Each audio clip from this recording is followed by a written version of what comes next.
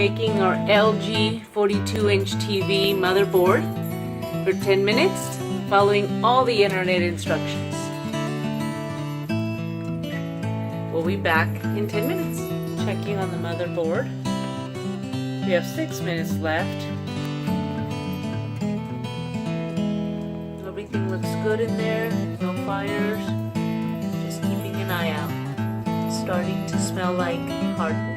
So our time's up, and I'm going to turn the oven off and just open the door.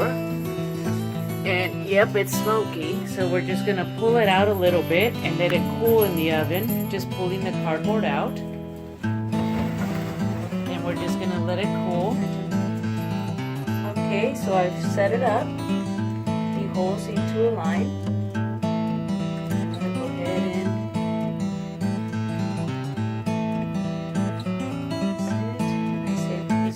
Here, those put back on, and I use a power drill. However, I'm very gentle and I don't go crazy. Just don't have the patience to use a regular screwdriver right now. Let's start those off.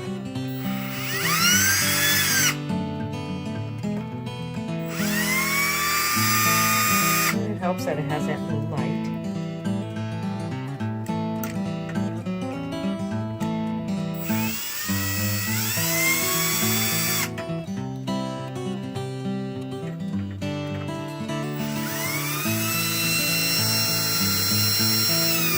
And I let it cool for about 15 minutes. I'll just go ahead and tighten them by hand now. Just enough to make sure they're on there. And we don't know if this is going to work, but other people who have tried it have shown that it does. And it didn't stink up the house too much. We opened all the windows, and it was not as bad as I thought it would be. It was smoky, but okay. So those are all the screws that came with it. And now we're going to reattach these little guys. And if you recall, there's this little latch here. So it's just a matter of opening up the little latch and putting that in there and then latching it back on. So it's lifting the little latch, just making sure that it gets in there. It's closing the little latch, and that felt pretty good. Reinstalling this little guy. That seems pretty good. Reinstalling this one. Got that click on there. And the last one, reinstalling the last one. So I'm pretty confident that all this has now been.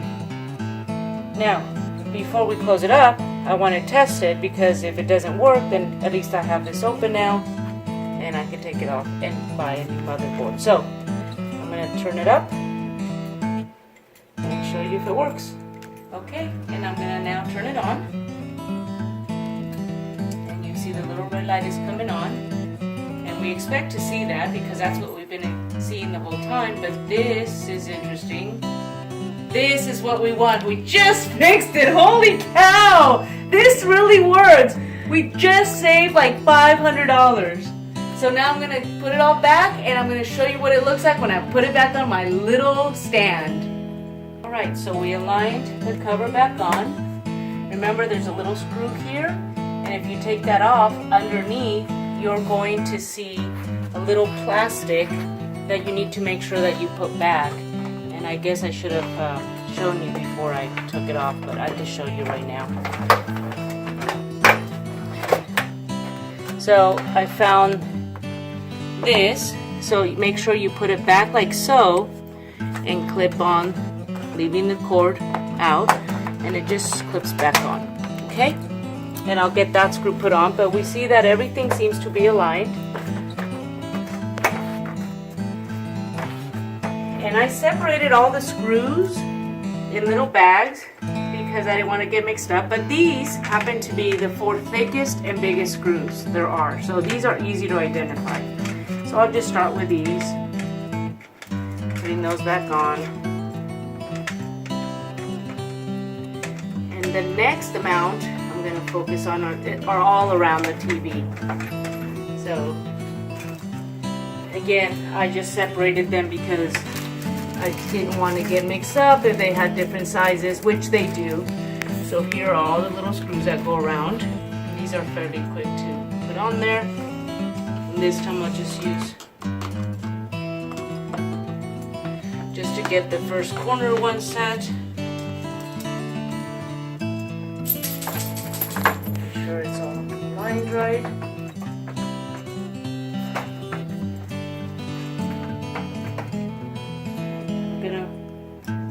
It's a lot of screws, so I usually use the drill and it goes faster, but as you can see, this is pretty fast. So I'm going to keep screwing all around and come back and catch you on the next side. So I've screwed all the screws that are the same size that go around the frame of the LG. As you recall, I screwed there was a little power cord holder back there. I screwed that little screw on there. I also screwed the 4 main big screws that I had shown you earlier, and I had separated these because they're very unique. So I labeled this the HDMI little screw, and I'm going to grab that little screw, and it's so tiny that I was afraid to lose it. So, I mean, look how tiny that is, right? So that's why I labeled it HDMI, because it happens to be by the HDMI. So we'll put that in there, and that's it. So I can get rid of that.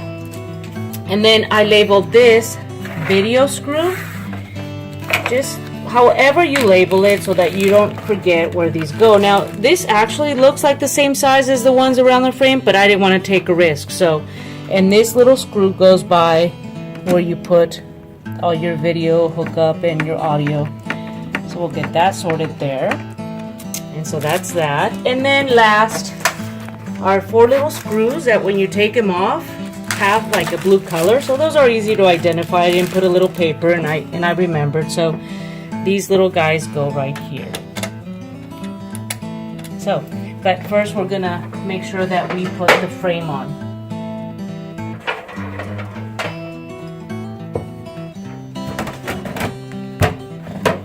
Move that TV back for a minute. Just